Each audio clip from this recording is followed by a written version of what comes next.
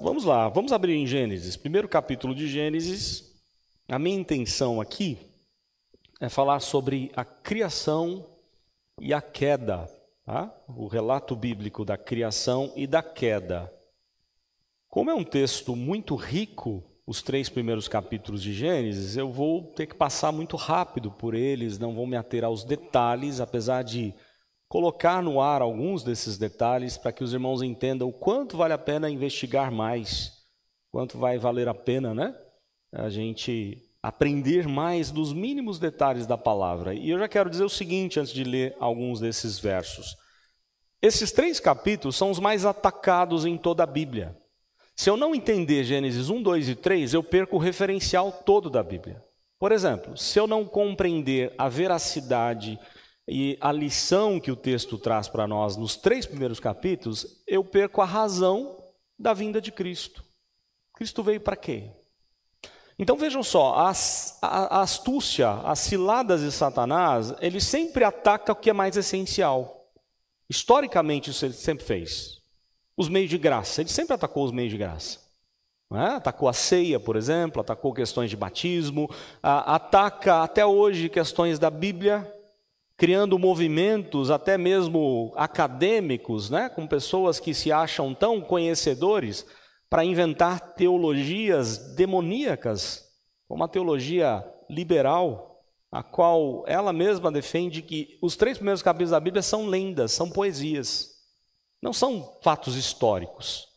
Ou que não foi bem assim que Deus criou, e aí criou-se aí ideias de evolução, né? Deus criou por meio do processo evolutivo, não conforme registro aqui de Gênesis 1, 2 e 3. Então vejam que tudo isso são ciladas do inimigo, porque ele sabe que se ele destruir os 3 primeiros capítulos da Bíblia, ele destrói a Bíblia inteira. Aqui está a base de todo os demais textos, os demais ensinamentos da palavra. Por isso é importante demais. Aliás, esse é um problema que nós pais temos de enfrentar com os nossos filhos na escola. Porque é apresentado aos nossos filhos de que o processo de evolução é ciência. Quando o processo de evolução ele está contrário à ciência, ele tem problemas sérios e vai contra as leis da ciência, a principal delas contra a lei da termodinâmica, a segunda lei da termodinâmica, a qual diz que as coisas estão se deteriorando e não evoluindo, tá? Mas é apresentado como o debate criação é Bíblia, é fé, e o debate evolução é ciência. Isso é um tremendo engano. Eu preciso ter mais fé para crer nas bobagens da teoria da evolução do que para ter fé no relato bíblico da criação. O relato bíblico da criação não está em nenhuma contradição com teorias da ciência. Com teorias não, né? Com comprovações da ciência. A evolução é uma teoria. E aí, com teorias, aí sim, aí há conflitos. Tá? Então, dito isso, a gente precisa olhar para o texto mostrando, e eu já falei um pouquinho disso a semana passada, o texto não foi escrito com propósitos científicos. Moisés não tinha essa intenção. Não era o propósito de Deus naquele momento de falar ao povo saindo do deserto, indo para a terra prometida, com detalhes da ciência. Mas em nenhum momento os detalhes usados aqui no texto são contrários àquilo que a ciência consegue comprovar hoje. Como eu disse, a teoria da evolução sim está em desacordo com a ciência. A criação não está. Tá? Então, olha só algumas questões que a gente vai ver aqui no texto. Primeiro verso. Vamos ler todos juntos o primeiro verso aí da Bíblia? O que diz aí? No princípio, criou Deus os céus e a terra. Irmão, se nós quiséssemos ficar só nesse primeiro verso, estudando com detalhes e as implicações de cada uma das palavras usadas aqui por Moisés, nós ficaríamos alguns anos estudando o primeiro verso da Bíblia. Tem um biólogo, eu tenho um vídeo de um biólogo que acreditava na teoria da evolução e da criação, que ele chega a dizer assim, num debate com o Dr. Mauro Meister, que a linguagem de Gênesis é fraca. E aí o Dr. Mauro Meister, da área da língua semítica, do hebraico, ele fala, fraco? As palavras usadas aqui por Moisés são fracas? Há tantos detalhes, só no primeiro verso, que nós poderíamos ficar aqui escrever teses e teses de doutorado e pós-doutorados com um verso de toda a Bíblia. Porque ela abre um leque de hipóteses que são coisas importantes para a gente pensar. Por exemplo, acusam a gente de que Moisés não usa no hebraico aqui o artigo definido, o princípio, como dizendo que há um só princípio. Então eles argumentam que o que Moisés está falando é de um dos princípios apenas. Houve vários outros, eles dizem. Houve várias eras, vários milhões de anos e evoluções e coisas assim. Uma tremenda ignorância, e eles estão aqui violentando o texto, porque nós sabemos que princípio sempre é um. Quando você vai falar de um filme, aliás, eu sei de alguns adolescentes e jovens que foram assistir o filme ontem no cinema, foram assistir o Thor, né? Se eles contarem para nós como foi o filme, eles vão falar assim, ó, no começo do filme aconteceu isso. Eles vão falar que houve vários começos. É assim que acontece quando a gente vai assistir um filme? Tem lá um começo de um filme, aí daqui a pouco para lá no meio, vai começar de novo, agora um outro começo, depois um outro começo. Claro que não. Começo é sempre um só. Começo de um filme, de uma música, né, de um livro, começo é sempre começo. Não preciso usar artigo definido para definir que é apenas um começo. Moisés não era burro. Moisés era versado em toda a ciência do Egito. Ele sabia muito bem escrever. Aliás, era o único que conseguia escrever com tanta propriedade. Além disso, ele tem o Espírito Santo de Deus capacitando ele a escrever com os mínimos detalhes da palavra. Então ele não está em nenhum momento errando aqui na forma como escreve, e nem dizendo ou dando a entender que há vários princípios aqui. Há um só princípio. No princípio criou Deus os céus e a terra. Antes desse início, os únicos que existem são Pai, Filho e Espírito Santo. Tudo foi criado aqui, os anjos criados aqui. Né? Todas as coisas foram criadas em Gênesis 1, verso 1. É a declaração da criação. Aí, olha só, eu não tenho tempo de entrar nesse assunto, até porque são questões filosóficas, mas o jovem gosta disso, e só para você ter uma ideia da riqueza do texto. Só essa palavra usada aqui no hebraico, princípio, ela demonstra que quem criou o tempo foi Deus. Na verdade, o que está acontecendo aqui, o relato do primeiro verso, é Deus cria tempo e espaço. Em outras palavras, se Deus criou tempo e espaço, ele não está limitado à sua criação, ele está fora de tempo e espaço. Se ele está fora do tempo e espaço, daí a gente entende por que Albert Einstein, um cientista, talvez o melhor e mais importante cientistas que já surgiram na face da Terra, e homem temente a Deus, né? Ele fez algumas hipóteses, levantou algumas hipóteses, como a possibilidade de viajar no tempo. E essa é uma área que eu acho magnífica. Todo filme de viagem no tempo eu acho sensacional. Sei que é ficção científica, né?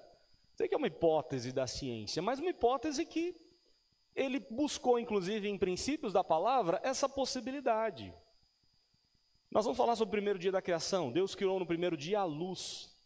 Segundo as teorias de alguns bons cientistas e que são tementes ao Senhor, se nós conseguíssemos andar na velocidade da luz, nós poderíamos viajar no tempo. Nós seríamos, entre aspas, como Deus, né? Nós sairíamos da limitação tempo e espaço. E aí poderíamos ir para passado, presente, futuro e coisas assim. Hipóteses, o cientista tem que fazer isso mesmo. Você que está indo para a área científica, é isso que você tem que fazer. Você levanta hipóteses e vai testar essas hipóteses. Tá? Claro que a gente sabe, pelos recursos que temos hoje, com toda a tecnologia, que seria impossível viajar na velocidade da luz. 300 mil quilômetros por segundo, não tem como agir assim, somente a luz consegue, somente Deus, né, que compartilhou da sua própria luz. Não tem nenhum motor mais rápido aí no mundo todo que conseguiria atingir uma velocidade dessa. Está muito longe disso. Os carros de Fórmula 1 conseguem aí 400 quilômetros por hora. Estamos falando em 300 mil quilômetros por segundo. Olha lá, 400 quilômetros por hora num carro de Fórmula 1 está muito longe de 300 mil quilômetros por segundo. Então, só essa expressãozinha aqui, princípio, ela daria um leque gigantesco para várias conjecturas, hipóteses científicas, e que cabe ao cientista tentar descobrir. Não cabe ao leitor das Escrituras. Nós só estamos dizendo que as Escrituras, elas abrem um excelente leque para que bons cientistas possam desenvolver a criação de Deus. Como fez Einstein, como fez Pasteur, como fez Vital Brasil e tantos outros tementes ao Senhor que impactaram o mundo com excelentes ideias. Isaac Newton, né? E vários outros com excelentes ideias que partiram das Escrituras, inclusive. Então, no princípio criou Deus os céus e a terra. O texto diz que Deus criou todas as coisas, e o verbo usado aqui por Moisés denota alguns detalhes interessantes. Ele criou do nada a criação, ou seja, nada existia, e Deus vai criar a partir do nada. Ele não inventa, né? Por exemplo, Santos Dumont criou o avião. Poderíamos dizer que ele inventou o avião. Ele pegou materiais já existentes, ele não criou os materiais para fazer o avião. Deus criou, Deus é o único criador, ele criou do nada, não existia nenhuma célula e ele criou todas as coisas. Tá? Outro detalhe do verbo criar aqui usado por Moisés é que é só para fato histórico. Ele podia ter escrito de um outro jeito, mas no tempo, da forma como ele escreveu, ele está dizendo isso é história, hein? Isso não é historinha para contar para criança simplesmente, para dizer, né, uma lenda, uma parábola, uma poesia. Não, é história. Aconteceu desse jeito. Ele faz a questão de usar o verbo, né, dessa maneira. E aí o texto diz então que Deus criou todas as coisas, ele criou os céus, lugar da sua habitação, aí ele vai criar os anjos, os seres celestiais, e vai criar a terra. Tá? Então ele cria o estado espiritual, né, e o estado físico da matéria, a terra e todas as coisas. Aqui é o relato inicial da criação. Aí algumas pessoas falam assim, não, porque no verso 2 deve ter acontecido uma explosão, um Big Bang, um caos e coisas assim. Porque o texto fala de abismos, de, né, trevas sob abismo. Olha lá, a terra, porém, estava sem forma e vazia, havia trevas sob a face do abismo, o Espírito de Deus pairava por sobre as águas. Eles pegam a palavrinha aqui, sem forma e vazia, e dizem isso é caos. Então houve uma explosão e aqui acabaram com os dinossauros e coisa assim.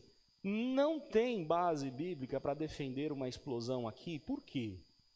Ou milhões de anos. Por exemplo, algumas pessoas chegam a falar assim, os 2 primeiros dias da criação são eras de milhões de anos. Tá? E os outros dias são dias de 24 horas. Aí é brincadeira, né? Aí você faz o que você quiser com qualquer texto da palavra. Ou seja, se eu gosto da teoria da evolução, então eu vou pegar esse texto e falar, olha, o primeiro dia eu não gosto muito dele não, então eu vou falar que esse primeiro dia são milhões de anos, o terceiro e quarto já são 24 horas. Não dá para agir assim com um texto qualquer que seja.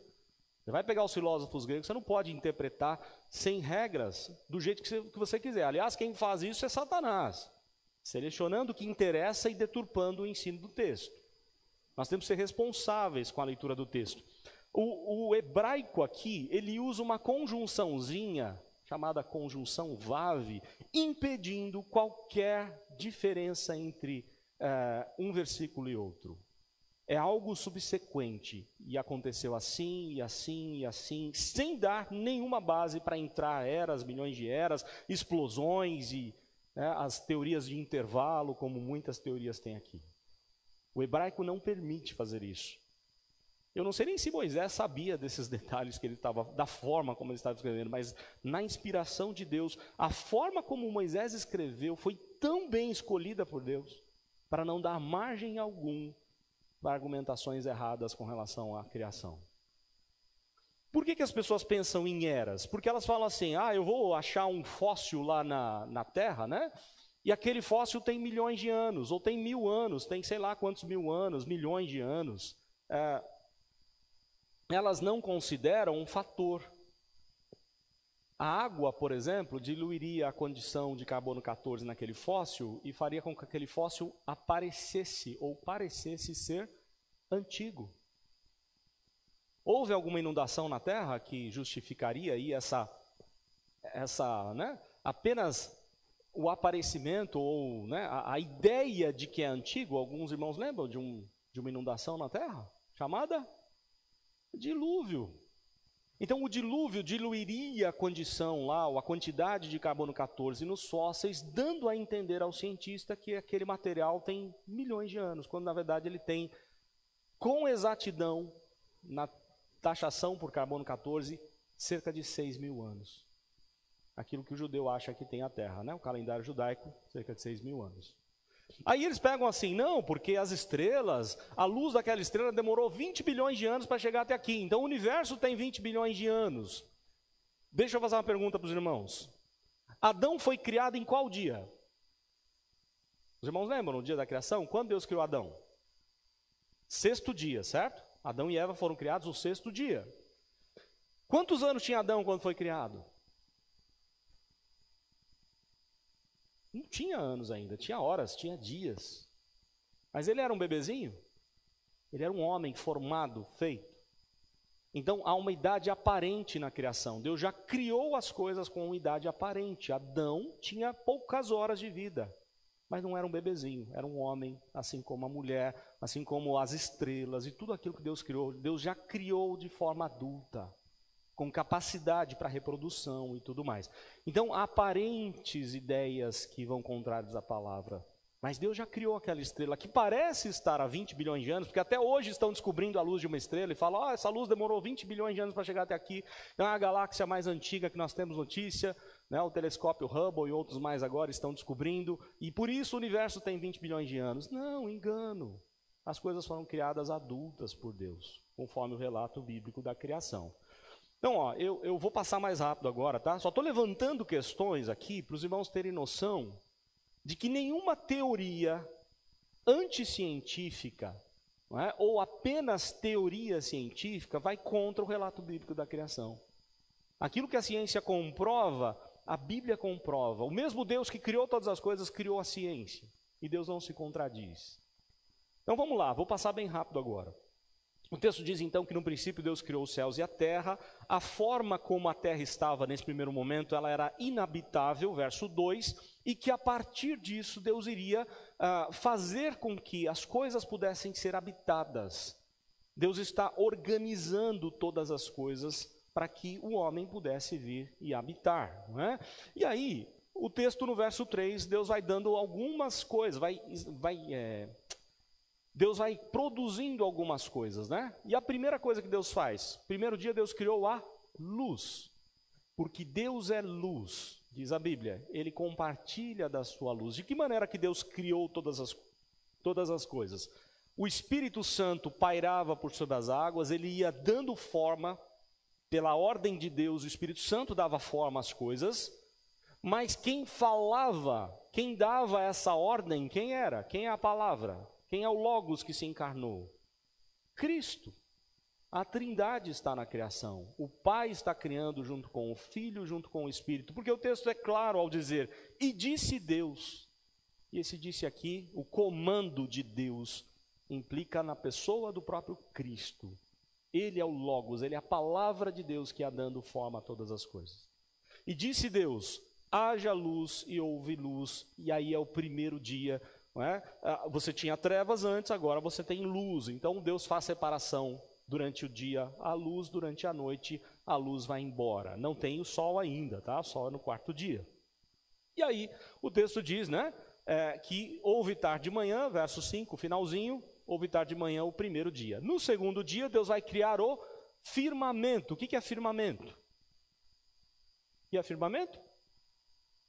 Céus, não confunda firmamento com chão, tá? Para nossa cabeça parece chão, não. Firmamento é céus, céu onde as aves voam, os aviões e tudo mais. Mas há um detalhe interessante no verso 7 aí, ó. O firmamento, separação entre águas debaixo do firmamento e águas acima do firmamento. No hebraico aqui pode ser água ou vapor de água, é a mesma coisa. Mas o que se sabe hoje por toda descoberta científica, que não tem mais esse vapor de água aqui protegendo a camada da terra. E quando você olha para Hebreus capítulo 11, quando fala de Noé e da fé que teve Noé, dá a entender, quando você junta o relato bíblico da criação, capítulo 2 de Gênesis, com Hebreus 11, dá a entender que nunca tinha chovido sobre a terra. Deus sempre regava a terra com um orvalho da manhã. A primeira vez que vem chuva, pelo que o texto dá a entender, foi no dilúvio.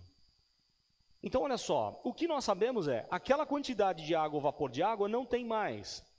E a única explicação plausível que temos na própria palavra é de que aquela quantidade enorme de água que estava sob o firmamento desceu em forma de chuva 40 dias e 40 noites lá no dilúvio, capítulo 6 de Gênesis. É claro que não houve só água caindo de cima. Os irmãos devem lembrar que o texto fala aqui, né? Houve terremotos e águas de baixo também vieram e transformaram todo o terreno geográfico aqui da terra. Mas essa explicação do dilúvio, ela faz sentido para a quantidade de fósseis que nós temos. Porque se você perder ou matar um animal, por exemplo, o animal morreu, daqui a 100 anos, sobra alguma coisa desse animal? Não, ele se decompõe todinho, não é verdade? Mas por que várias descobertas arqueológicas, você tem as coisas fossilizadas em forma de pedra, elas não se deterioraram? Ossos de animais, pedaços de plantas, até mesmo dunas, como na semana passada descobriram lá onde vai ser a Copa, né? Lá em Dakar, dunas do deserto fossilizadas. E aí os cientistas têm que se curvar e dizer, a única explicação dessa quantidade de fósseis, principalmente lá onde tem gelo, nos polos norte e sul, que é onde tem mais fósseis de tudo quanto é tipo de coisa, né? A única explicação plausível é dilúvio universal. Porque a quantidade de lama e água, naquela morte instantânea dos seres vivos, com lama caindo por cima, impediu a saída de minerais e fez com que aquele ser se tornasse fossilizado, em forma de pedra. Então, olha só, nós estamos trabalhando com o relato bíblico da criação, mas o relato bíblico da criação dá várias ideias para os cientistas de como descobrir como foram todas as coisas. Em nenhum momento a Bíblia é contra a ciência, mas o texto não foi escrito com propósito científico. Só que é horrível um cientista ir contra o relato bíblico, achando que a Bíblia está errada e que as teorias da ciência é que estão certas. Ele deveria agir de outra maneira, né? Ele deveria pensar, peraí, eu vou procurar saber o que a Bíblia diz e a partir do pressuposto bíblico eu vou procurar investigar as coisas. O cientista que age dessa forma sempre se dá bem. Existem aqueles que preferem ir contra a palavra e sempre vão se dar, ou vão, né, ter problemas sérios. Bom, o primeiro dia Deus criou a luz, o segundo dia Deus criou o firmamento, no terceiro dia Deus vai criar a terra, vai fazer a separação das águas, cria os lagos, rios, mares e tudo mais, e Deus criou as plantas ali no terceiro dia, certo? O que ele precisa criar no quarto dia? Se fossem eras, o que aconteceria com as plantas? Como é que a planta respira, os irmãos lembram? O processo de fotossíntese, a luz solar incidindo sobre elas, e elas vão produzir energia para a sobrevivência. Se fossem eras, elas morreriam já no terceiro dia, no quarto, no máximo. Mas não, Deus, dias de 24 horas, Deus criou agora o sol para governar o dia e para dar às plantas a força necessária para que elas se desenvolvam. Já existia luz, mas agora Deus coloca o sol para governar o dia, a lua para governar as noites, governar as marés, governar, né, os nascimentos de bebês e tantas outras coisas que a lua é importante. Deus fez leis para os astros, cuidado com astrologia e astronomia, tá? Você que é jovem, quer ir para a área da ciência, quer ir para a astronomia, ótimo. Nomos é lei, leis que Deus criou para reger os astros. Vocês precisam desenvolver e dominar sobre todas essas leis. O cientista precisa, o astrônomo. Mas a astrologia, ela estuda os astros como se eles fossem ídolos, como se eles fossem deuses. E aí está errado. Os astros não têm poder em si mesmo, não têm nenhuma autoridade. Quem tem autoridade sobre todas as coisas é quem criou os astros e deu a eles leis para governar algumas coisas. Como nós sabemos, não há nenhum problema de você falar a lua, né? A lua interfere no meu corte de cabelo, a lua interfere na... Você vai falar com um obstetra e ele vai contar as semanas da lua. Vai contar as luas para questões de gestação. Isso não é astrologia, isso é astronomia. Deus deu à lua algumas ordens, Deus deu ao sol outras, às estrelas outras e assim por diante. Deus criou as leis dos astros e que nós podemos conhecer, né, através da ciência. Então, olha só, Deus vai criar no quarto dia o sol, a lua, as estrelas, tudo que a gente tem aí no universo. Seguindo o texto, no quinto dia, Deus vai criar as aves, os peixes, e aqui há uma palavra aqui para monstros marinhos, que dá a entender ser, né, uma possibilidade de um dinossauro. Os dinossauros também foram criados por Deus. Eu já falei para criança recentemente, né, lá no nossa live José 24:15, a ideia que a gente tem de dinossauro são bichos enormes. Sim, tem também. Tem fósseis de dinossauro enorme. Mas a maioria dos achados arqueológicos para dinossauros são bichos pequenos, do tamanho de uma galinha, de um peixe, coisas assim. Tá? Mas há animais grandes, como o texto aqui nos diz, monstros marinhos. Não dá a entender nem que seja uma baleia, pode ser que seja, mas dá a entender de algo ainda maior. Que Jó vai tratar desse termo, né? Falando sobre o beemute, que parece um hipopótamo, mas não é um hipopótamo, que é traduzido como hipopótamo, mas não é. Ou um crocodilo, né? O Leviatã como um crocodilo, não é um crocodilo pela característica ali. Sai fogo da boca, ninguém consegue matar. Quem é que poderia acabar com... Olha só o que Jó está fazendo. Capítulo 39, 38, 39, 40 de Jó. Deus está dizendo assim, esses animais que vocês não conseguem destruir, só eu consigo. E como é que Deus fez isso? Qual a única explicação para a destruição desses animais e que eles se tornaram fósseis? Dilúvio.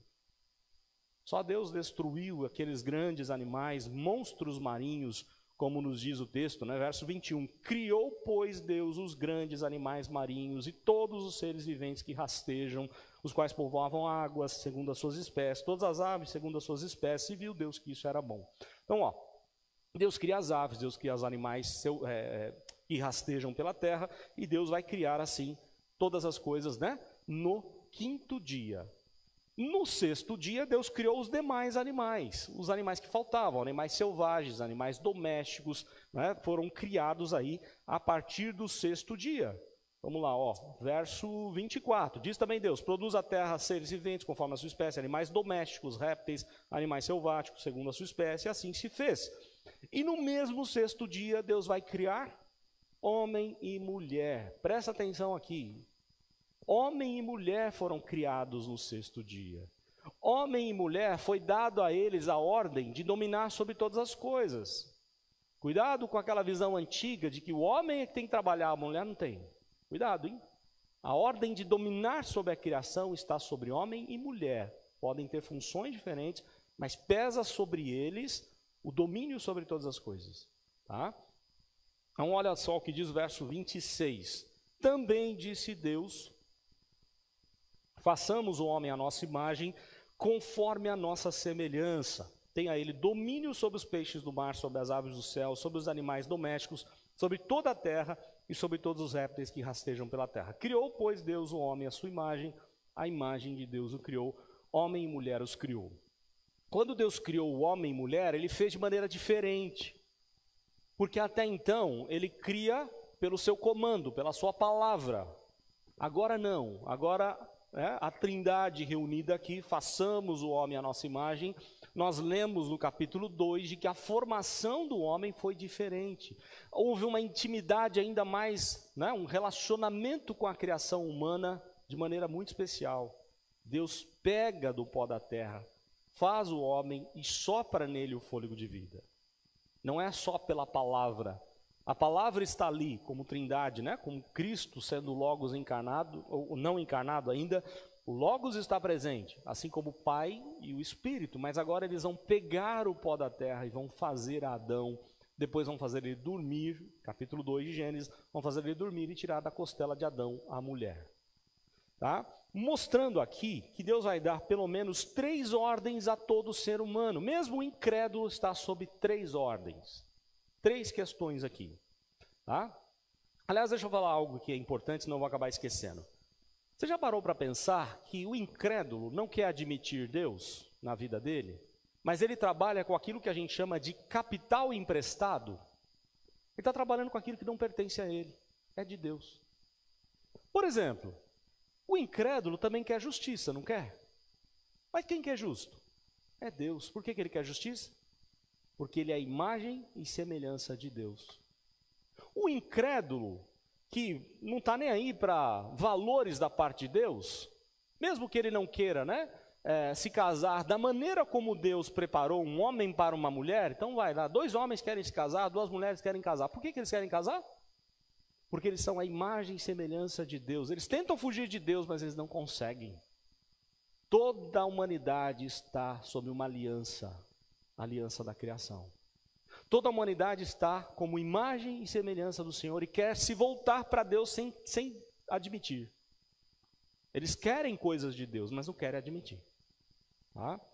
E o texto aqui mostra que pelo menos 3 ordens Deus concedeu ao homem. A primeira delas é relacionamento com Deus, o mandato espiritual.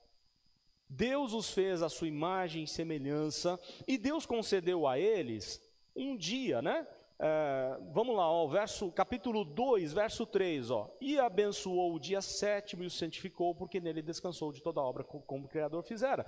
Deus até separou um dia especial para o homem ter relação mais íntima com Deus. O homem foi criado sobre uma ordem de Deus, foi criado para relacionamento com Deus. E toda vez que você não tem relacionamento com o Senhor, você experimenta angústias, tristezas, vazio no seu coração. Porque todo ser humano foi criado para Deus, para a glória de Deus, para se relacionar intimamente com Deus. Ordem do mandato espiritual, relação íntima com o Senhor. Mas há uma outra ordem aqui que o texto mostra, que é a relação com a criação. Vamos ver aqui verso 26, na ordem que está no texto aqui, ó. Façamos o homem à nossa imagem, conforme a nossa semelhança, tenha ele domínio sobre os peixes do mar, sobre as aves do céu, sobre os animais domésticos, sobre toda a terra, sobre todos os répteis que rastejam pela terra.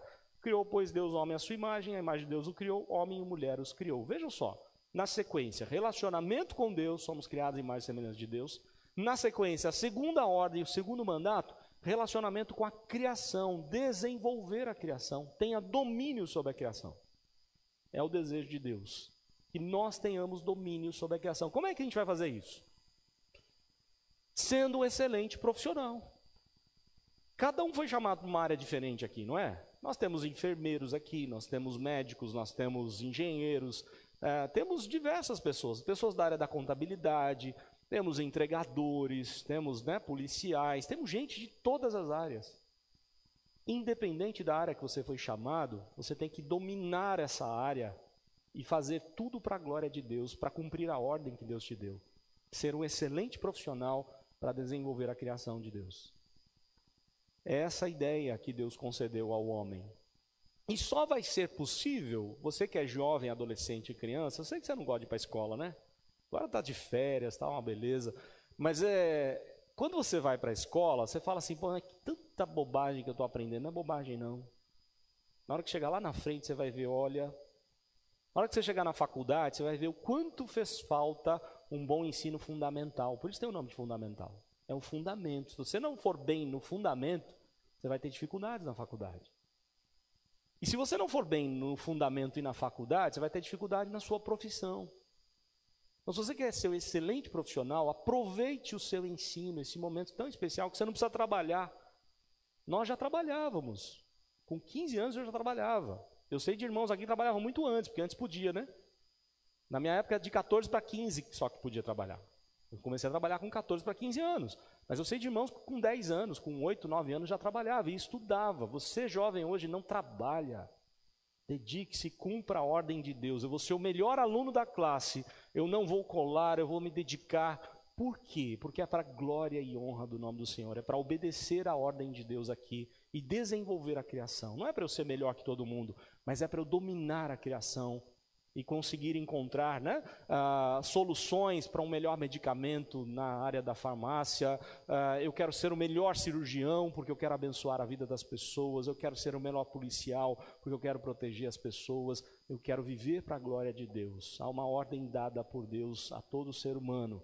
Relacionamento com Ele, relacionamento com o mundo que Ele criou, mas relacionamento entre pessoas também. Pessoas não foram criadas para viver sozinhas. Há um relacionamento com outras pessoas também. Deus os criou homem e mulher para que eles construíssem a sua família, se multiplicassem. Então, olha só, Deus quer que sejamos bem-sucedidos também na nossa vida familiar. E mesmo que você, de repente, não case, você não foi feito para viver sozinho. Você tem a sua família, você tem irmão, você tem pai, tem mãe, né? Tem tio, tem sogra, tem tio, tem tia, tem sobrinhos. E mais ainda, você tem igreja, família da fé. Deus não nos criou para viver sós. Deus nos criou para viver em sociedade, para viver em comunidade. E Deus quer que sejamos bem-sucedidos em todas essas áreas. Os irmãos lembram o que diz lá o Salmo 1? Bem-aventurado o homem que não anda no conselho dos ímpios, não se detém no caminho dos pecadores, nem se assenta na roda dos escarnecedores. Antes tem o seu prazer na lei do Senhor, na sua lei medita de dia e de noite. Ele é como árvore plantada junto a ribeiros de águas, na qual, dá o seu fruto no devido tempo. Tudo quanto faz não murcha e tudo quanto faz será bem sucedido. Olha só, como é que você é bem sucedido? Quando você faz de acordo com a lei de Deus. Agir de acordo com a lei de Deus me faz ser bem sucedido. Em quais áreas? Você conhece o incrédulo que é muito abençoado na família e nos relacionamentos com amigos? Sim, certo? Tem muita gente incrédulo que dá show em crente quanto à questão familiar e relacionamentos com pessoas, não é verdade? Não precisa ser crente para ter um bom casamento, para saber educar os filhos e para se relacionar bem com pessoas. Ele está sob uma ordem a toda a criação, a ordem da criação aqui. Tá? Mas olha só, você deve conhecer incrédulos que vai muito bem na sua vida profissional, não é verdade? O cara é fera na área dele. Mas nenhum incrédulo vai conseguir ser bem sucedido em tudo que fizer, porque tudo que fizer são as 3 ordens dadas aqui por Deus. E a primeira delas é a mais importante, relacionamento com Deus. Não adianta você ganhar o mundo, ganhar sua profissão, ser um doutor, pós-doutor ou sei lá o quê, se você não se relacionar bem com Deus. Eu tenho falado para os pais tomar cuidado com as suas escolas ou as escolas dos seus filhos, né? Porque às vezes os pais pensam assim, meu filho estuda no melhor colégio. Aí quando você vai olhar o colégio, ele é uma máquina de passar no vestibular, já viu isso? Máquina de passar no vestibular, tem até as faixas lá no muro da escola, passou em medicina não sei onde, passou em, sei lá, astronomia não sei aonde, e aí a gente fala, esse colégio é bom, será mesmo? Seu filho vai saber se relacionar com pessoas, passando num bom vestibular? Seu filho vai saber se relacionar com Deus, passando num excelente vestibular? Você está ensinando o seu filho, e a pedagogia hoje está ensinando o seu filho a correr atrás do vento. Vaidade de vaidade, diz o pregador. Tudo é vaidade. Agora, se Deus está no negócio, se Deus está em primeiro lugar, aí as coisas fazem sentido. Aí você tem que ser o melhor aluno e passar na melhor universidade, porque Deus está no controle e você tem um propósito de vida. Então, cuidado com aquilo que a sua escola ou a escola do seu filho está ensinando. Não pense que se você está tirando nota boa, você vai se dar tão bem assim, porque eu conheço um monte de gente que sabe fazer tanta coisa na sua área, mas não sabe nem se relacionar, nem falar um oi, nem conversar, não sabe ser um cidadão. Como é que vai casar? Como é que vai educar filhos? E tudo isso que a gente tem visto nos nossos dias, né? A gente tem que equilibrar as coisas nas 3 áreas: relacionamento com Deus, relacionamento com pessoas que Deus criou, relacionamento com o mundo que Deus criou. Mas preciso seguir, porque senão o nosso tempo não vai permitir, né? Já está bem tarde aí. Tem pouco tempo para falar de assuntos importantes. Verso 18 do capítulo 2, Deus vai formar o homem. Aliás, um pouquinho antes, Deus deu uma ordem ao homem, verso 16, Gênesis 2, capítulo 2, verso 16, olha só. O Senhor Deus dá uma ordem a Adão e Eva, né? Ou a Adão aqui. E o Senhor Deus deu essa ordem. De toda a árvore do jardim comerás livremente, mas da árvore do conhecimento do bem e do mal não comerás, porque no dia em que dela comeres, certamente morrerás. E aí, disse Deus, não é bom que o homem esteja só, não é que Deus está achando que o homem... Não, Deus sabe de todas as coisas, Deus já tem propósitos nisso. Mas o homem consegue perceber que todo ser criado por Deus tem o seu par. Deus criou macho e fêmea, alguém para compartilhar a vida, e ele não tem. E ele está só. Ele tem que dar nome aos animais, mas ele não tem alguém para compartilhar a vida. Então disse Deus, não é bom que o homem esteja só, eu vou fazer uma auxiliadora que ele seja idônea, alguém que corresponda. A auxiliadora é correspondente a ele.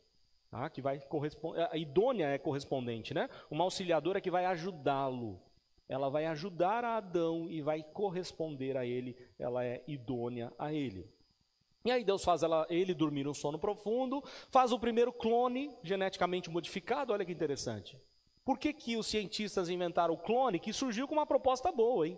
Você clona o seu próprio fígado. O seu Benedito aí fez um transplante de fígado. Teve que esperar horas, meses, anos e anos na fila para conseguir um fígado. Quem dera a ciência estivesse avançada o bastante para clonar o seu próprio fígado, e você não teria rejeição de forma alguma desse fígado.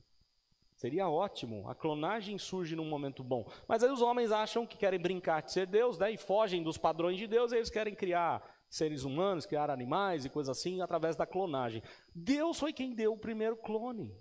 Ele está dizendo, é possível fazer um clone. Ele tirou uma parte de um DNA, né, das células de Adão, e fez a Eva. E modificou ainda. Olha só como Deus é criativo, como diz o Marcus Eber, né? Como é que ele fala? Que é criativo, exibido, né? Deus é exibido. Olha só, que cientista é Deus, né? Ele vai e muda toda a genética ali daquela célula, né? E transforma ela de uma linda mulher para Adão.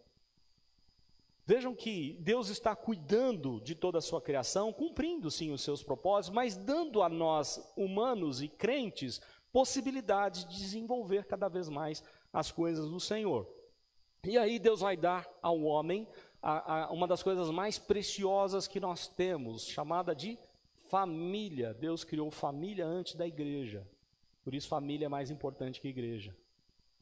Deus disse assim para o homem, olha só o verso 24, depois que ele criou a mulher, e ele fica encantado com a mulher, coloca ela no nome de varoa, ou mulher, né? Ele é homem, ela então se chama mulher, não se chama Eva, presta atenção, não se chama Eva, se chama mulher, varoa, tá? Eva vem depois. Verso 24, por isso deixa o homem pai e mãe e se une à sua mulher, tornando-se os dois uma só carne. Olha só, o homem agora vai deixar o seu pai e sua mãe, vai se unir à sua esposa e vai formar com ela uma só carne. E aí há uma inversão de valores em toda a sociedade, né? A sociedade está dizendo que casamento pode ser feito de homem com homem, mulher com mulher. A Bíblia diz que não. O criador da família diz que tem que ser um homem para uma mulher, ok? Há uma outra inversão de valores aqui. Qual é? O que os jovens têm feito hoje, a maioria deles, até muitos deles crentes, infelizmente? Invertendo a ordem de Deus. Primeiro se relaciona intimamente com a sua futura esposa, sexo antes do casamento, né? Para depois, alguns até ir morar junto, viver como marido e mulher, que não é marido e mulher coisa nenhuma, que não está sob a aliança de compromisso diante de Deus. E aí sim vai abandonar os pais. Aí sim vai deixar a casa dos pais. Inversão de valores, não é isso que Deus fez. O texto é claro. Primeiro você deixa o seu pai e sua mãe, depois você cria ou se junta a ela como marido e mulher, numa aliança de casamento, aí sim vocês vão tornar os dois uma só carne. Essa é a ordem dada por Deus, é onde tem a bênção de Deus. Tá? Então, muitas deturpações aqui acontecem na cabeça das pessoas, porque Satanás sabe que se ele conseguir deturpar isso aqui, as pessoas vão viver dando murro em ponta de faca, vão viver insatisfeitas a vida inteira e não vão cumprir as propostas de Deus. E aí o capítulo 3 de Gênesis, que é a queda, ele diz assim, nós precisamos falar de criação e queda hoje, tá? Então eu vou passar aqui para alguns textos. Gênesis 3, presta atenção aí. Mas a serpente, mais sagaz que todos os animais selváticos que o Senhor Deus tinha feito, disse à mulher, é assim que Deus disse, não comereis de toda a árvore do jardim? Irmãos, eu trabalhei um pouquinho desse texto com uma mocidade lá no acampamento, no último acampamento. E é muito curioso, porque há alguma indagação aqui, né, quando a gente lê o texto. Quando é que o pecado entrou na humanidade? É uma pergunta que a gente faz no texto. E vários teólogos vão responder de maneira diferente. Por exemplo, tem teólogos que vai dizer assim, quando ela começou a conversar com a serpente. Porque ela não tinha nem que dar ouvidos à serpente. Pode ser, mas eu acho que eles estão equivocados. E eu vou discordar de várias linhas teológicas aqui, tá? São teólogos assim como eu, e cada um de nós podemos discordar uns dos outros, porque somos crentes, temos o Espírito Santo, não precisamos de um sacerdote para interpretar a Bíblia. Lembra disso, lema da reforma, sacerdócio universal dos crentes. Você não precisa de um pastor, de um sacerdote para interpretar a palavra, você precisa do Espírito Santo, certo? O pastor pode ser um facilitador para te ajudar, mas quem interpreta a palavra, quem escreveu e inspirou os homens, é o próprio Espírito Santo quem interpreta as Escrituras. Então nós podemos discordar, eu estou discordando de bons nomes aqui, eu prefiro não citá-los, mas estou discordando de bons nomes. Alguns deles vão dizer assim, olha, o pecado começa quando ela dá ouvidos à serpente, porque ela não podia dar ouvidos à serpente. Todos os animais não falam, de repente aparece um animal falante. Vou perguntar aqui, Carlão e Silvana, tem as duas cachorras lá, né? A Nina é gigantesca, enorme a cachorra deles. De repente a Nina começa a conversar com vocês em português. Ou em italiano, como é que vai ser o negócio, né?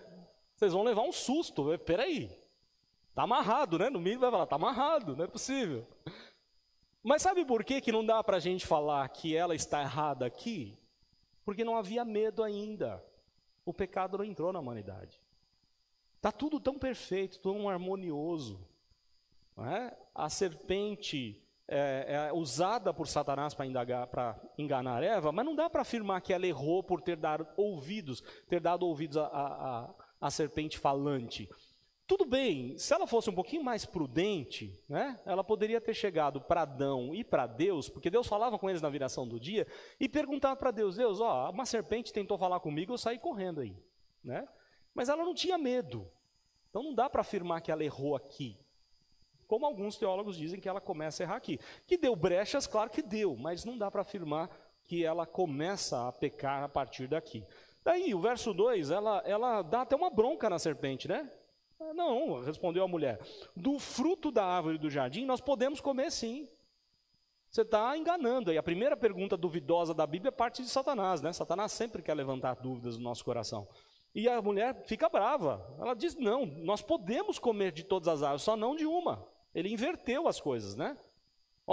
Olha só a argumentação de Satanás, É assim que Deus disse, não comereis de toda a árvore do jardim? Não foi isso que Deus disse. Deus disse, você pode comer de todas, menos de uma. Ele inverteu a ordem aí, né? Olha a astúcia de Satanás, ele sempre faz isso com a gente. Ele é sedutor e enganador mesmo, desde o princípio. Mas ela percebeu aqui, ela falou, não, peraí, não foi isso que Deus disse, não. Deus disse que a gente pode comer de tudo, menos de uma.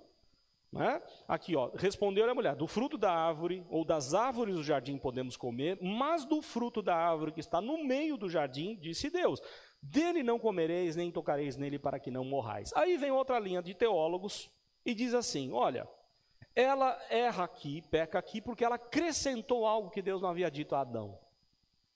Porque o texto que nós lemos lá no capítulo 2, verso 16, diz assim, o Senhor Deus deu a ordem ao homem, né? De toda árvore do jardim comerás livremente, mas da árvore do conhecimento do bem e do mal não comerás, porque no dia que dela comeres certamente morrerás.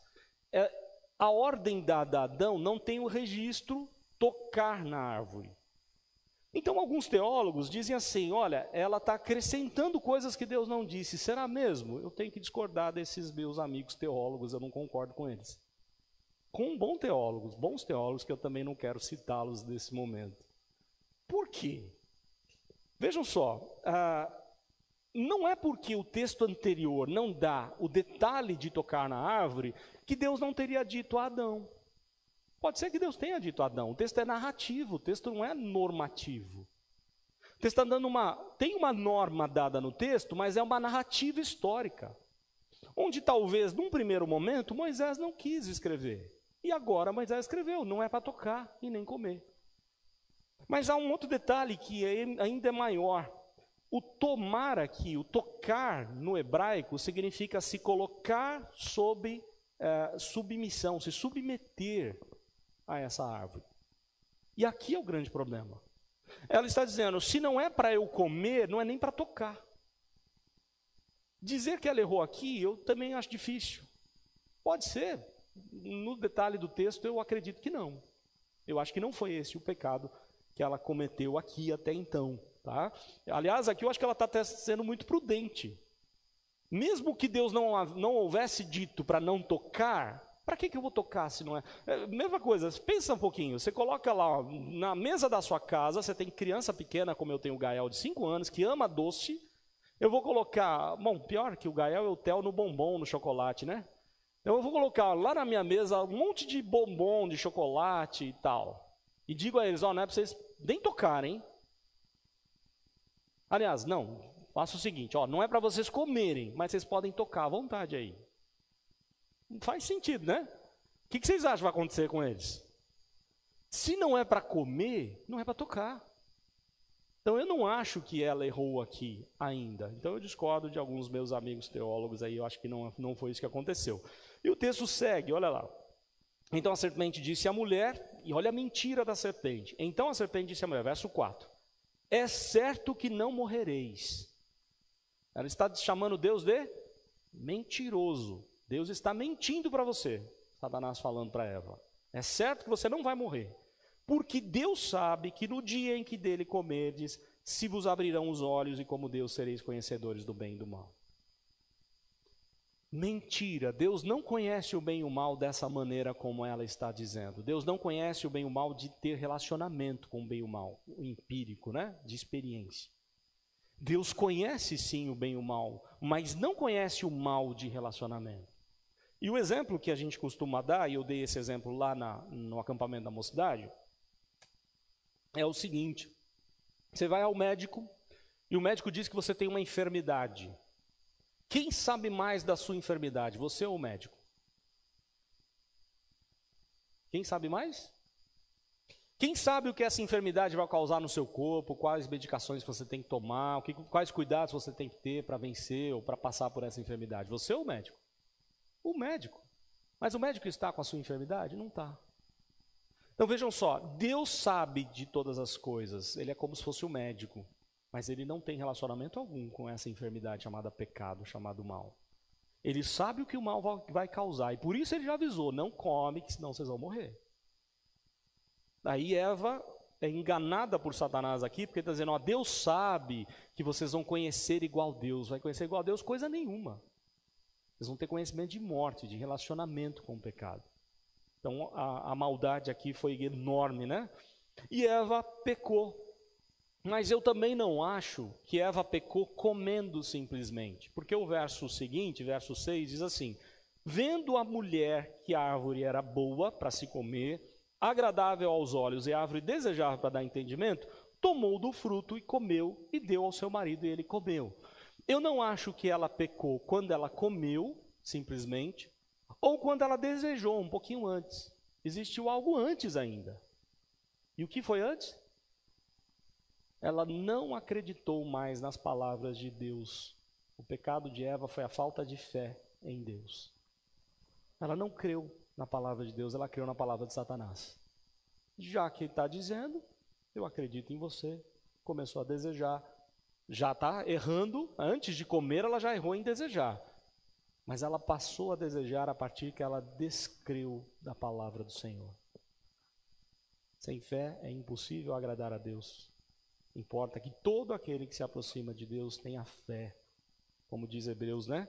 Então acho que o grande problema de Eva é que ela perdeu a fé nesse momento e acreditou nas palavras de Satanás. Mas nós sabemos também que o problema não era nem com Eva, porque ela não é a nossa representante. Quem é o nosso representante? Adão. Se ela tivesse chegado no Adão e falado, olha, eu comi, você não quer comer também? O que Adão tinha que ter feito?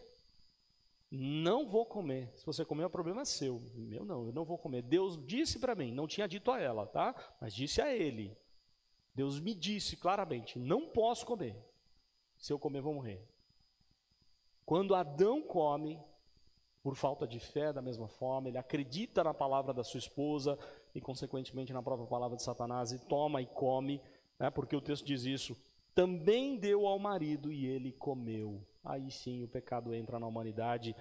Ele é a semente de todos nós. O sêmen vem pelo homem, a semente de Adão. Nós temos a semente do pecado. E por causa disso nós somos tendenciosos para o mal.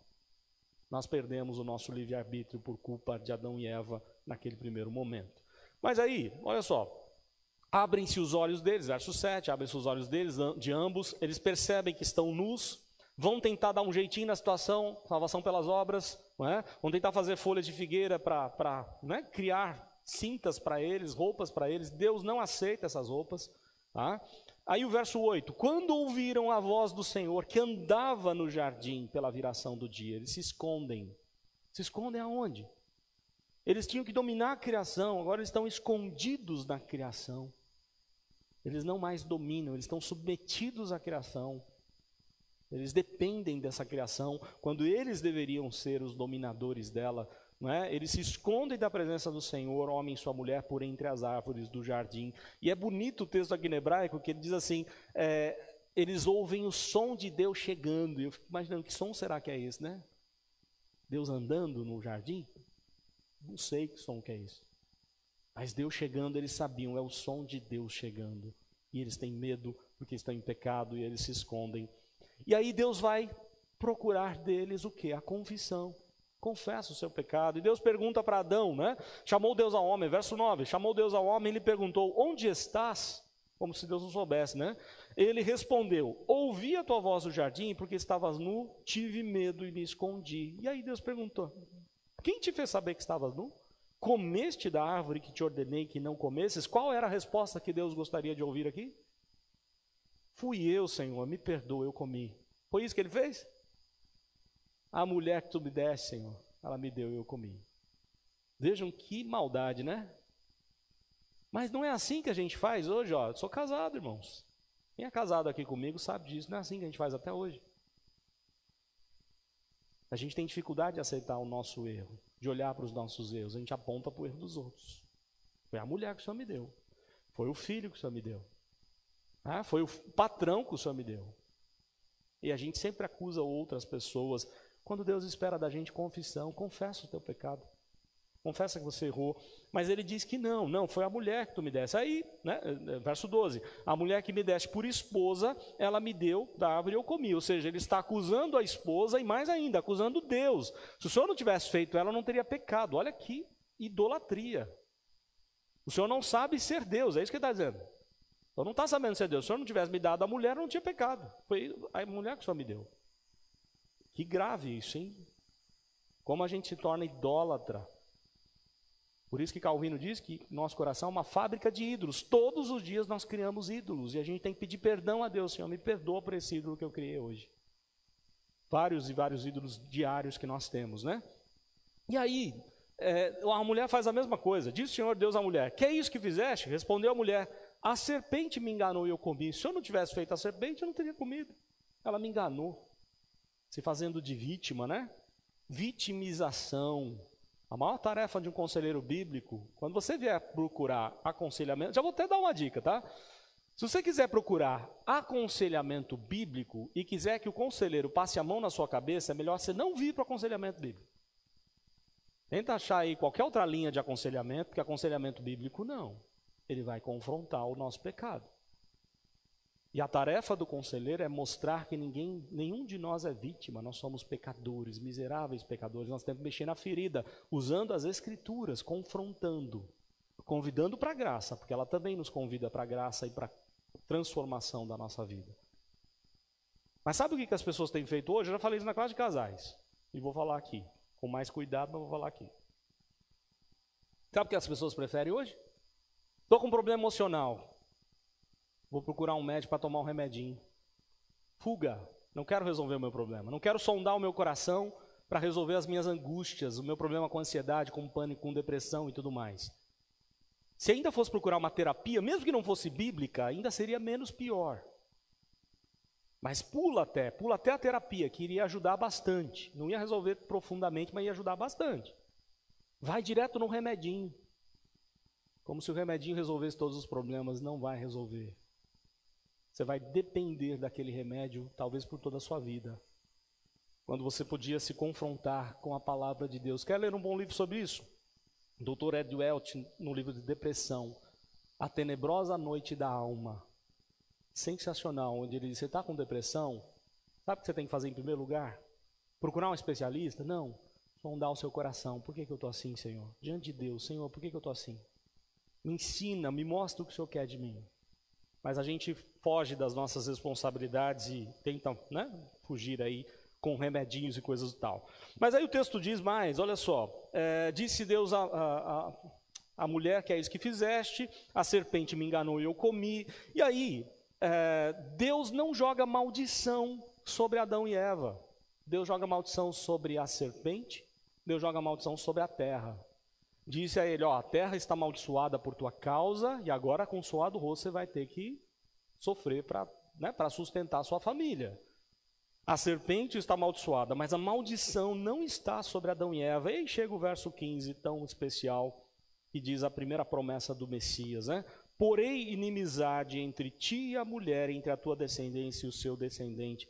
Este te ferirá a cabeça e tu lhe ferirás o calcanhar.